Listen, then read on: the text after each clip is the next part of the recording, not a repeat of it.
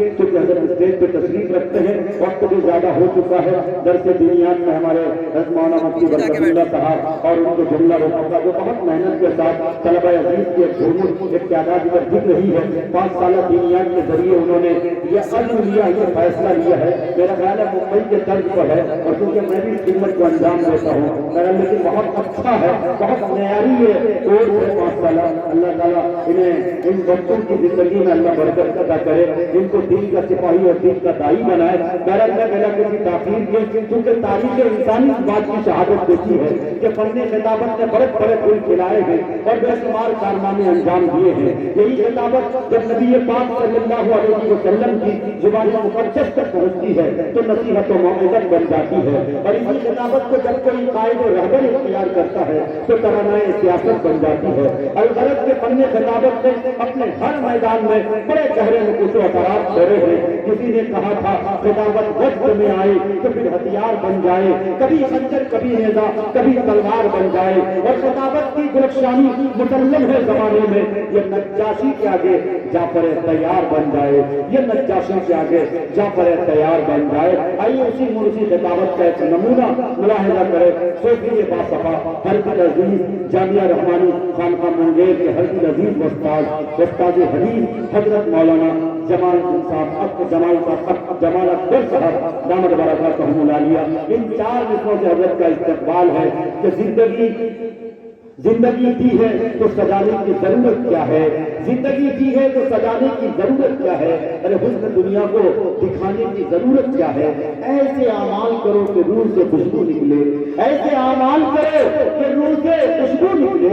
عطر کپڑوں پہ لگانے کی ضرورت کیا ہے، عطر کپڑوں پہ لگانے کی ضرورت کیا ہے۔ مائک پر حضرت والا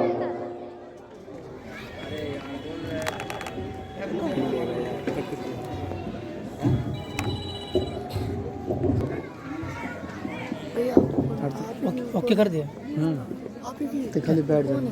ارے چلنا کیا امن دیکھے گا، ٹھیک ہے؟ دیکھتے رہنا۔ آن کر دیا نہیں چالو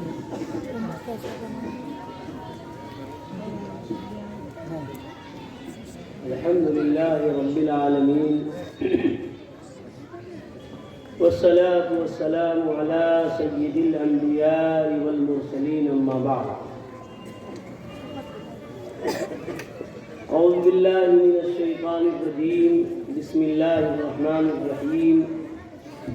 لا تحرك لسانك لتعجل به إن علينا جمعه وقرآنه فإذا قرأناه فاتبع قرآنه ثم إن علينا بيانه۔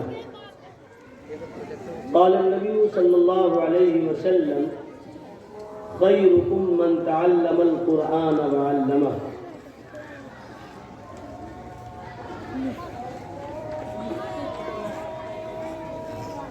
اس محلے کی علامہ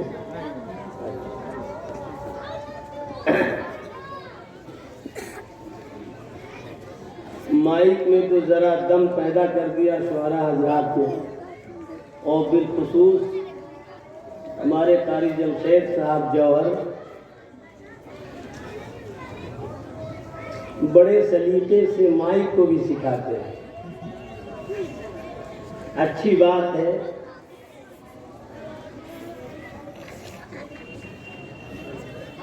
بڑی خصوصیت یہ ہے کہ عقائد اسلامی کو بہت اعتدال کے ساتھ پیش کرتے ہیں۔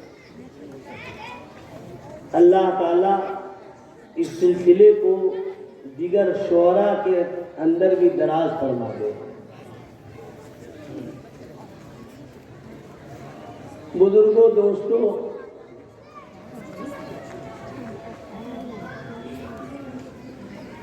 اس شجاعت پور میں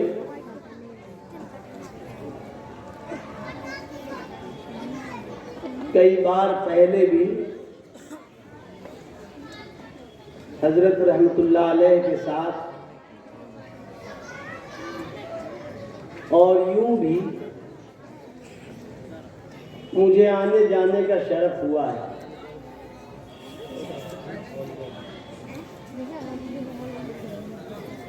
آج ایک مبارک اور مسعود نسبت پر اس اجلاس کا انعقاد ہوا ہے۔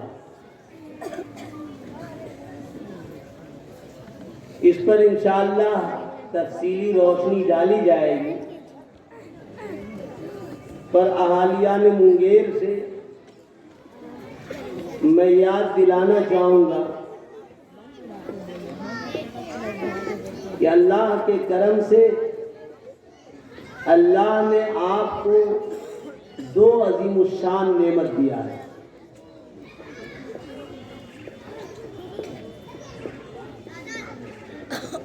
اور تاریخ شاہد ہے، عزت انہیں ملتی ہے جو نعمت کی قدردانی کرتے،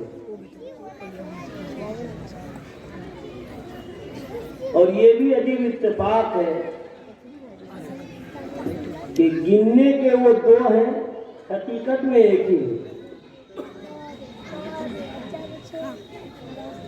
دین بنانے کا مرکز، دیندار بننے کے لیے ایک ایسا سنہرا پلیٹ فارم جہاں جا کے آپ اپنی دینی پیاس بجھا سکتے ہیں۔ میری مراد قطب عالم حضرت مولانا سید محمد علی منگیری نور اللہ مرقدہ کا دیا ہوا 2 عظیم الشان تحفہ، وہ نہ صرف منگیر ہی کے لیے خاص ہے، بلکہ منگیر کی یہ سعادت ہے کہ اس سرزمین پر یہ ادارے ہیں، پوری ملت اسلامیہ کے لیے بلا شبہ وہ ایک عظیم سرمایہ ہے۔ اور اس وقت بہت زیادہ دکھ ہوتا ہے کہ جب ہمارے نزدیک ایسی عظیم الشان چیز موجود ہو اور پھر ہماری زندگیوں میں بے راہروی ہو۔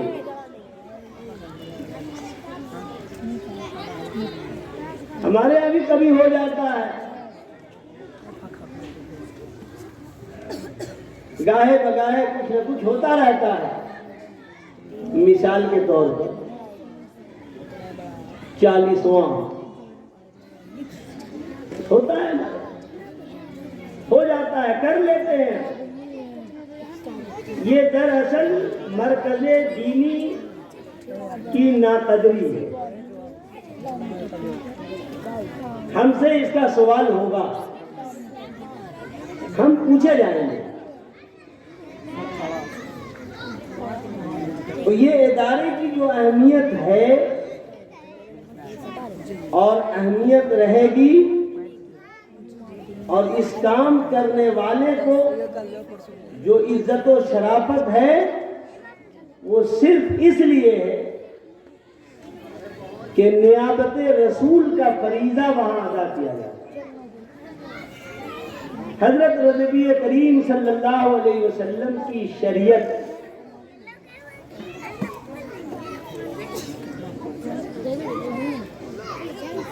اور اس شریعت کی حفاظت، شریعت کی جانکاری اور شریعت کو اپنی زندگی میں ڈالنا اور اتارنا، یہ سب کچھ چیزیں ان اداروں سے وابستہ ہیں۔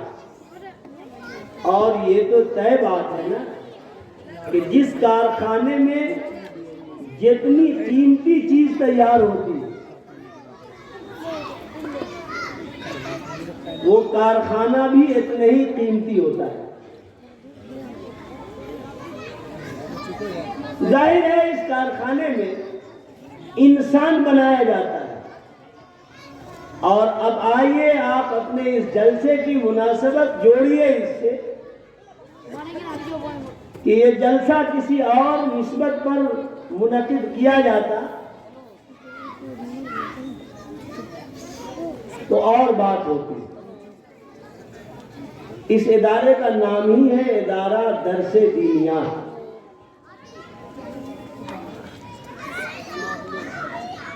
یہاں بچے تیار کیے جاتے ہیں، اور یہ کہہ لیجئے کہ انسان اپنے کھانے پینے میں،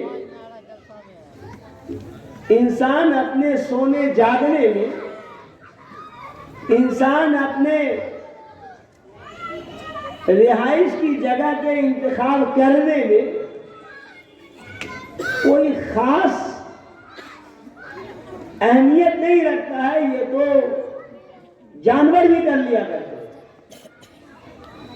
چنانچہ جس انسان کے اندر ایمان نہیں ہے، جس کا ایمان دین سے وابستہ اعتقاد دین کے مطابق نہیں ہے، اس کو قرآن نے کہا جو کہ اولئک کالانعام، وہ چوپایوں کی طرح ہے۔ اللہ کا کلام ہے بھائی، اللہ خود کہتے ہیں کہ وہ چوپائے کی طرح ہے۔ بھئی کس بات میں چوپائے کی طرح ہے؟ کھانے میں، پینے میں، بچہ پیدا کرنے میں،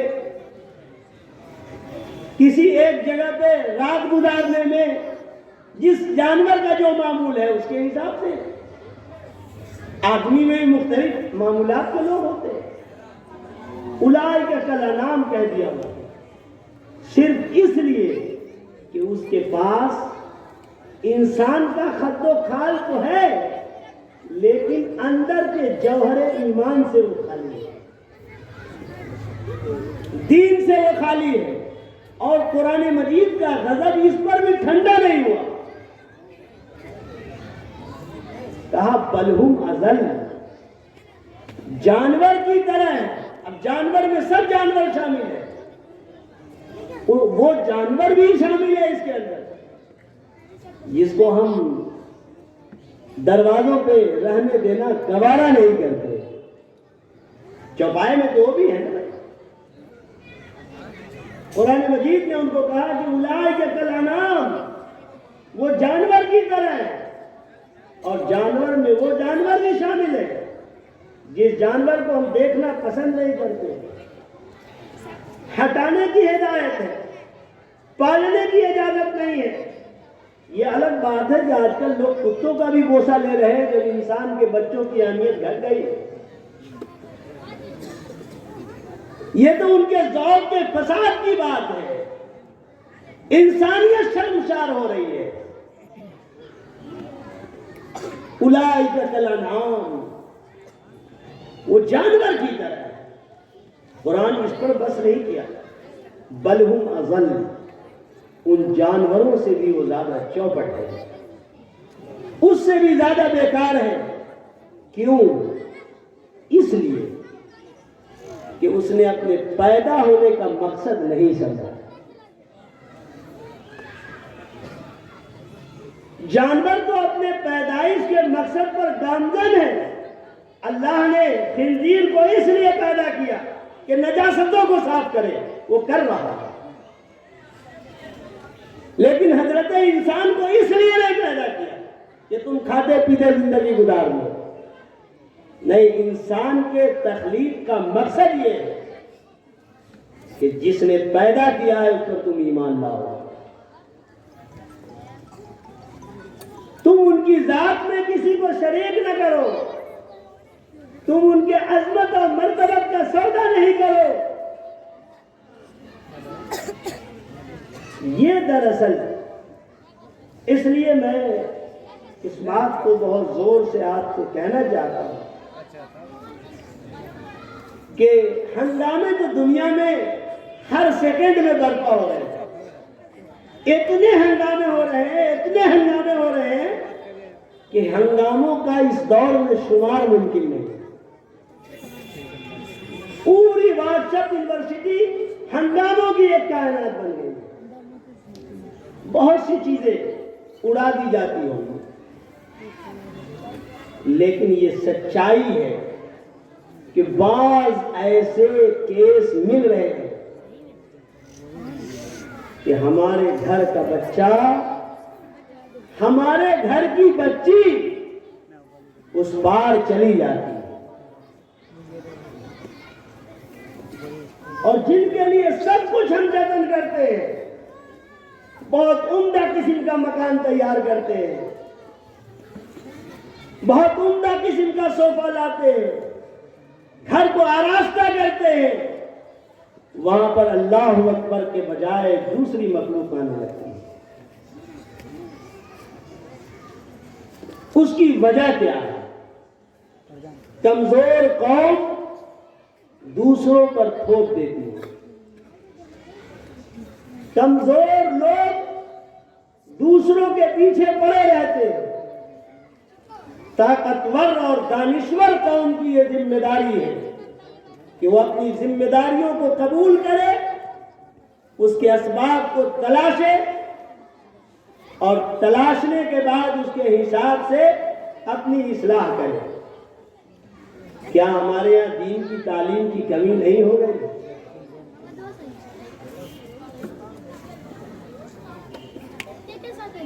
آپ کو ایک مسئلہ بتایا چلتا ہوں، قاضی صاحب اسی جگہ موجود ہیں۔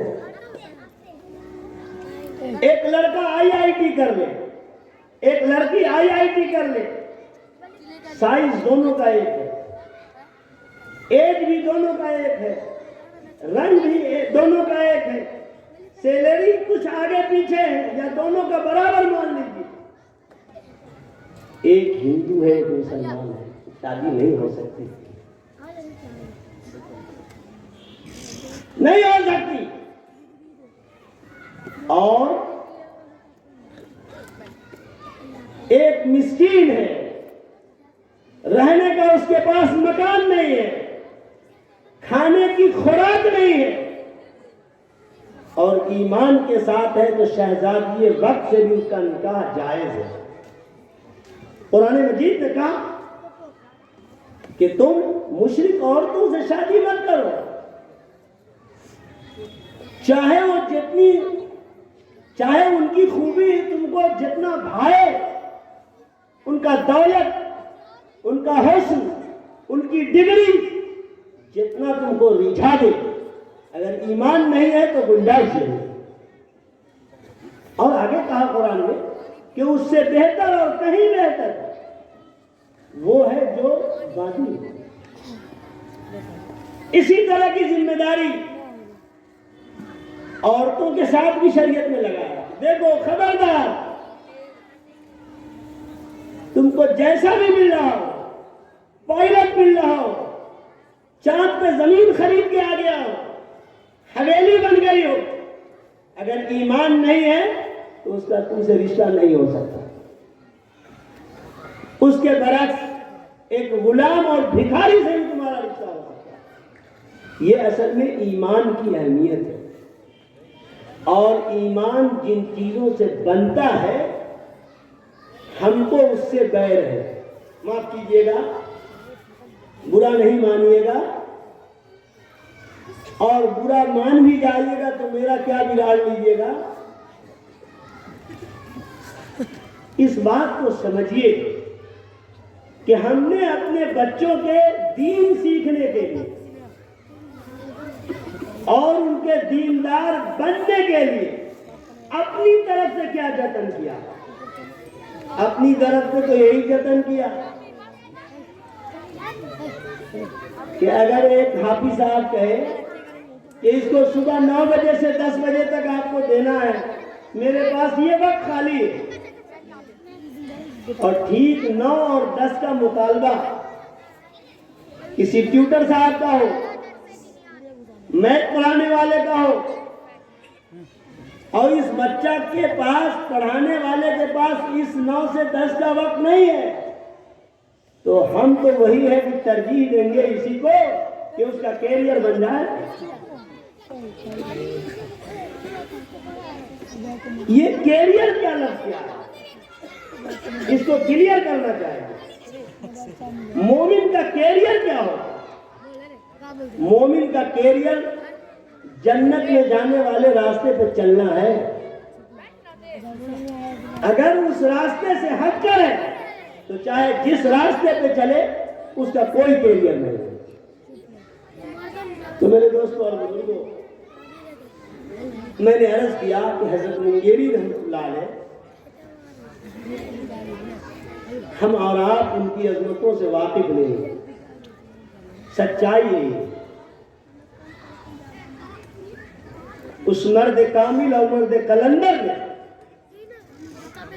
اپنی زندگی کو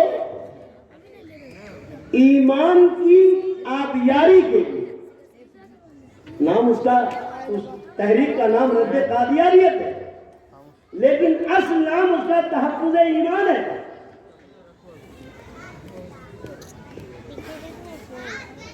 ایمان بچانے کے لیے ایک بات یاد رکھیے گا، ایک آدمی کا ایمان کے ساتھ ایمان پر قائم رہ کے مر جانا، یہ اس بات سے بہت بڑی بات ہے کہ ایک آدمی کا ایمان ختم ہو جائے اور 100 ایمان میں داخل ہو جائے. اس سے بھی بڑی بات یہ ہے کہ ایک آدمی کا ایمان محفوظ رہے اور اس حفاظت کے ساتھ اور شمولیت ہو. سبحان اللہ. لیکن ایک آدمی کا ایمان ضائع ہو جائے، اللہ کو یہ پسند نہیں، اور اس کی وہ خدمت سب سے بڑی خدمت. یہی وجہ ہے کہ معاصر لوگوں میں اللہ تعالیٰ نے حضرت منگیری کو ایک خاص مقام و مرتبہ دیا، اور انہوں نے اپنی قیمتی راتوں کو ملعون ابلیس مرزا غلام احمد قادیانی کے شر اور فتنے کے تعاقب میں اور تعارف میں گزارا. تو میرے دوستوں اور بزرگوں، ہمیں یہ چاہیے کہ بحیثیت باشندہ منگیر اپنی اس نسبت کا لاج رکھے، اور لاج رکھ کے اس پر بہت منظم کام کرنے کی ضرورت ہے. ہم کو اپنی نسلوں کو اصل سمجھانا ہے کہ ایمان میں اور ایمان سے ہٹ کر ایمان اور غیر ایمان کا کوئی جوڑ نہیں ہے. سیدھی بات، یہ کوئی کمپیئر کی چیز ہی نہیں ہے. اس میں کوئی سمجھوتا نہیں ہوگا. کھانا کھا لو، ہم کھلائیں گے تم کو. پانی پی لو، پلائیں گے ہم تم کو. تم ضرورت مند ہو، ہم تمہاری ضرورت پوری کریں گے. تمہارے پاس ظلم و زیادتی ہوگی، ہم تم کو بچائیں گے. تم بیمار پڑو گے، ہم تم کو دوا دیں گے. تم بھوکے رہو گے، ہم تم کو کھانا پہنچائیں گے. لیکن ایمان کا سودا نہیں کیا جائے. اتنا حساس اور اس نزاکت کے ساتھ ہم اپنی نو نسل کی تربیت کریں اور ان کے دل دماغ میں ایمان کی اہمیت، حضرت نبی کریم صلی اللہ علیہ وسلم کی رسالت، شریعت کی عظمت ڈالنے میں کامیابی حاصل کریں کہ یہ بچے ایک اسلامی فطرت کے مطابق دنیا کے اندر اپنا نام بھی روشن کرے، اور کسی وجہ سے اس روشنائی پر کوئی دھکا لگا بھی دے تو وقتی چیز ہے. اصل یہ ہے کہ ہماری آخرت ضائع نہیں. تو یہ ادارے دینیات کی طرف سے یہ تحریک جو سامنے آئی ہے، میں سمجھتا ہوں کہ حضرت منگیری نور اللہ مرکزہ نے جو ہمارے پاس 2 مرکز دیا ہے، اس مرکز کی ذیلی شاخ ہے.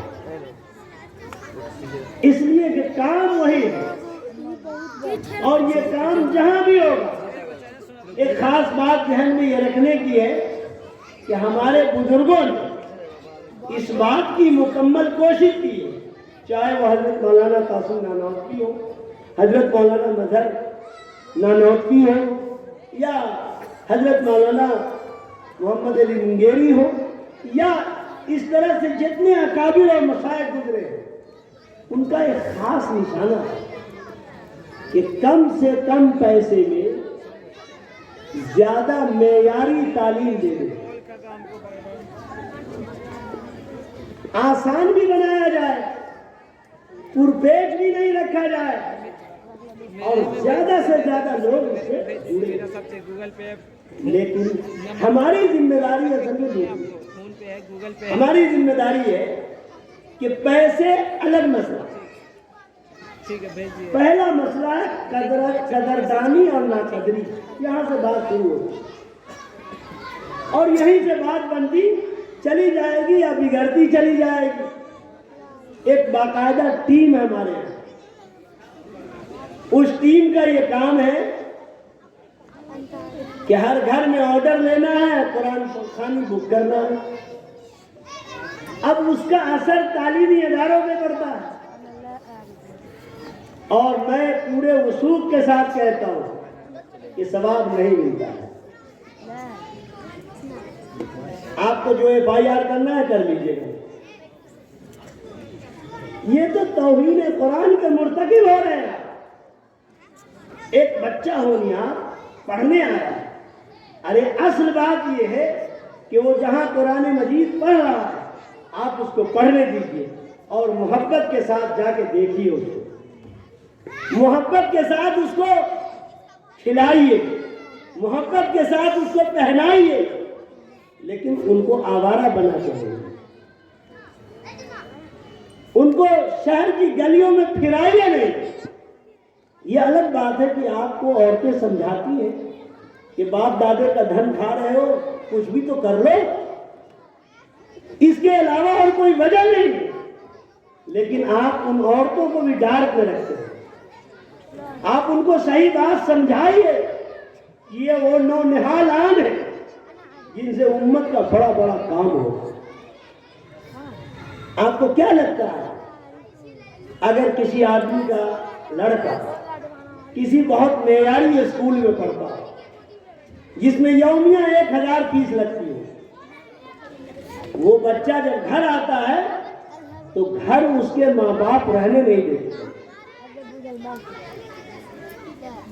اور ایک دم وہاں پر بھی کیریئر کی بات ہے کہ بچے کا کیریئر خراب ہو جائے، لائف خراب ہو جائے گا۔ آپ نے جناب محمد رسول اللہ کے مہمانوں کا کوئی کیریئر نہیں سمجھا اور ان کی زندگی کا کوئی مول بھاؤ نہیں رہا، ان کی زندگیوں کا مول بھاؤ یہی رہا۔ اس لیے اس علم کے قدردانی سے سوال کرا، ان سے بے لوث محبت، بے انتہا محبت اور والہانہ عقیدت اگر آپ جتنا رکھیں گے انشاءاللہ کامیابی آپ کی اسی طرح ہوتی چلی جائے گی۔ اس لیے اس رسم بد کو مٹائیے اور تعلیمی اداروں کو محبت کی نگاہ سے دیکھیے۔ ایک روایت اتفاق سے ذہن میں آ گئی ابھی، میں چاہتا ہوں کہ اس کا ترجمہ کروں۔ حضرت عبداللہ ابن مسعود رضی اللہ تعالی عنہ راوی ہیں، فرماتے ہیں کہ احب لینا، حضرت عبداللہ ابن مسعود فرماتے ہیں کہ اگر تم بھلائی چاہتے ہو تو طالب علم بنو، اگر تم چاہتے ہو کہ تمہارا کچھ بھلا ہو، تم ٹھیک ٹھاک سے رہنا چاہتے ہو اور اللہ کی رحمتوں کو اپنی طرف متوجہ کرنا چاہتے ہو تو طالب علم بنو۔ بڑا پیغام ہے طالب علموں کے لیے اور بڑی خوشخبری ہے طالب علموں کے لیے کہ یہ طالب علمی کیا عظیم سرمایہ ہے۔ اللہ کے رسول نے فرمایا کہ جب یہ طالب علم چلتے ہیں، قرآن پڑھنے والے لوگ جب چلتے ہیں، دین سیکھنے کے ارادے سے نکلتے ہیں تو فرشتے پر بھی چاہتے ہیں، اور ان کو آپ دیکھ کے یہ سمجھتے ہیں کہ یہ چرسمہ کھانے والے لوگ ہیں۔ آپ نے دیکھا کہاں توہین کا بٹن لگا ہوا ہے؟ اگر آپ ان کے یہاں پہنچتے، عظمت قرآن کی بنیاد پہ پہنچتے تو یہ جذبہ اور یہ کیفیت آپ کی پیدا نہیں ہے۔ اس لیے آپ اپنے رخ کو درست کیجیے ایک مہم چلائیے، لوگوں کو سمجھائیے، ورنہ بدلتے بدلتے کہیں بگڑ نہ جائیے. کون سنبھالنے کے لیے آپ کو کھڑا رہے گا پتہ نہیں. خیر، تو فرمایا کہ اگر تم بھلائی چاہتے ہو تو طالب علم بن جاؤ. لیکن طالب علم بننا ہر کوئی کے بس کی بات تو ہے نہیں. بہت سے لوگ چاہ کے بھی نہیں بنتے. ہر ایک کی عمر نہیں ہوتی، ہر ایک کے حالات نہیں ہوتے، ہر ایک کے اندر صلاحیت نہیں ہوتی. یہ تو پاگلوں کا نظام جاری ہوا اس ملک میں کہ ہر آدمی بی اے پاس ہوگا. خلاصہ یہ ہے کہ ہر ایک کو ایک ڈگری لکھ کے دے دیا جائے. ممکن نہیں ہے. صلاحیتیں یکساں نہیں.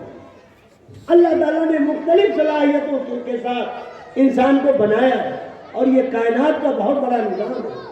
ہر آدمی اگر فتویٰ دینے لگے گا تو جامع رحمانی کی بجلی آخر کون ٹھیک کرے؟ یہ مستری صاحب دیکھیے بیٹھے ہوئے. ہم لوگ جب تھک جاتے ہیں اور گرمی میں پریشان ہوتے ہیں تو یہ جاتے ہیں شجاعت پور سے ایک دم سب سامان لے کے، اور ہم لوگ کو ٹھیک ٹھاک کرتے ہیں. تو ہر کوئی طالب علم نہیں بن سکتا. اور شریعت محدود نہیں ہے. یہ بڑی عجیب شان ہے شریعت کی. یہ شریعت اسلامی ایک ایسی شریعت ہے جو زندگی کے ہر شعبے اور ہر سوال کا جواب ہے اس کے پاس. اور اس کے علاوہ بحیثیت قانون کوئی قانون ہی نہیں ہے. اور اگر قانون بھی ہے تو وہ ہمارا چندہ دیا ہوا ہے. جتنا ہم نے دیا ہے اتنا ہے، باقی نہیں. چاہے جون سا دستور اٹھا کے آپ دیکھ لیجیے، ہم ضرور نظر آئیں گے اس کے اندر. خیر، اس موضوع میں ابھی مجھے جانا نہیں ہے. عرض یہ کیا کہ بھلائی چاہتے ہو عالم بنو، اور اگر عالم نہیں بن سکتے طالب علم بنو. طالب علم نہیں عالم بنو. اگر عالم بھی نہیں بن سکتے ہو، آگے اصل میں جس چیز کو بتانا ہے وہ یہ مضمون ہے کہ علماء کی مجلسوں میں بیٹھنے والے ہیں. اور کبھی عجیب اتفاق ہوتا ہے کہ ہزار چاہ کے باوجود مصلحت خداوندی کچھ ایسی ہوتی ہے کہ ممکن نہیں رہ جاتا ہے. بہت بڑے ایک عاشق رسول گزرے تاریخ میں.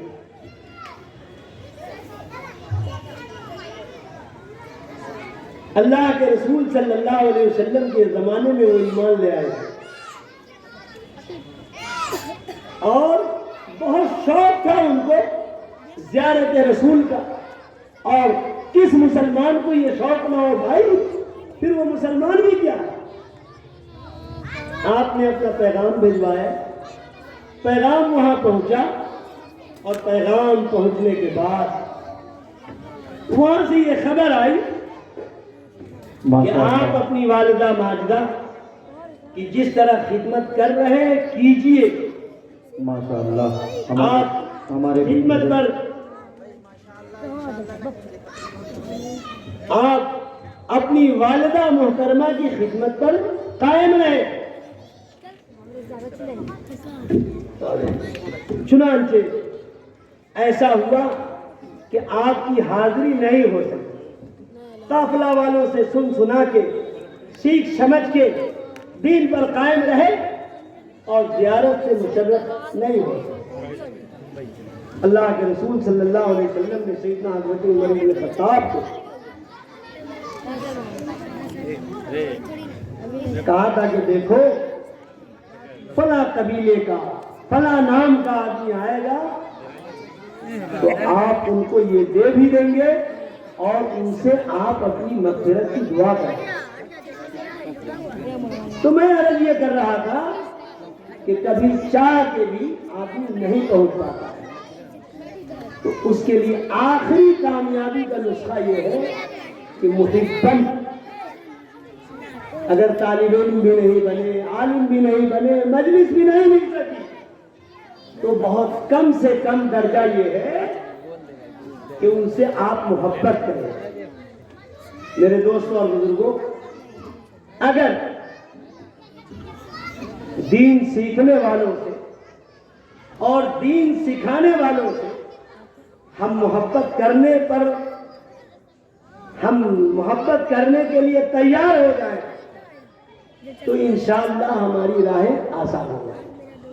یہ جو مکتب کا نظام ہے یوں تو سننے میں بہت چھوٹا ہے، لیکن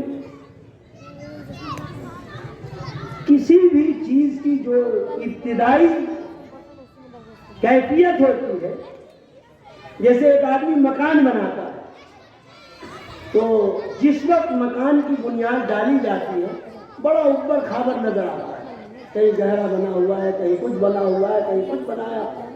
وہاں پر جانے سے بھی آدمی کتراتا ہے کہ کہیں لڑک نہ جائے، کہیں گر نہ جائے، اور تعمیر کا ایک سلسلہ چلتا رہتا ہے. آخری مرحلے میں وہ عمارت بہت خوبصورت معلوم ہوئی،